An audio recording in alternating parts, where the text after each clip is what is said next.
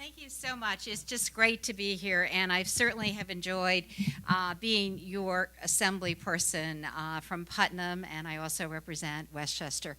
You know, we've been through a very difficult time in Albany. Not that many years ago, we had a $10 billion deficit after the problems with the economy in the nation.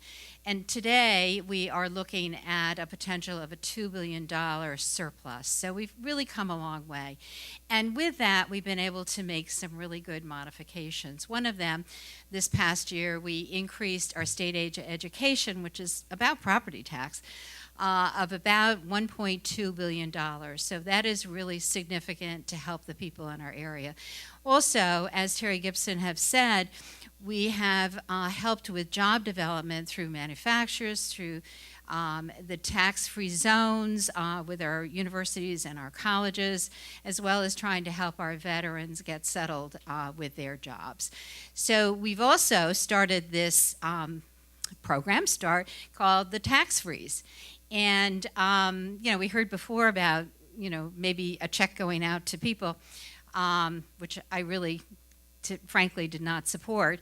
But it was in the budget. But the tax freeze proposal is great because it says to our communities and to our schools, if you keep within the tax cap, then you are going to get a payment from the state of New York for any increase as long as your communities and your schools have complied with the tax cap. I think that's a way for us to try to lower the cost of doing government, cost of our schools, and it will push us into sharing of services, consolidation, and potentially mergers. And I think that's all good for the future of New York. I'd just like to touch on two different things. We have two constitutional amendments on the ballot. And I know the League has some information out here about them. One is a bill that I introduced a long time ago, and it's finally on the ballot. It's about, actually, Bill Goldman is here, who wrote a letter to the editor on this. And it's about not having to have our thousands of bills in paper on our desks. There are sometimes 15,000 and more bills in Albany. And the rule right now, because of the old Constitution, is that you have to have it on your desk for 3 days. We are in a technological world now, not in a paper world particularly.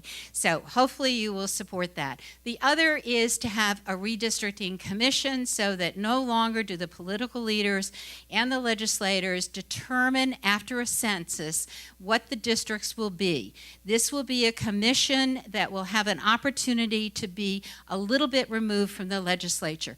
It is not perfect, and you may hear that it isn't perfect, but it's better than what we have, and it's the only thing on the table, and probably if it doesn't get supported, it will be the way it is forever. So I would encourage you to vote both on those, and I look forward to your support in the future. Thank you.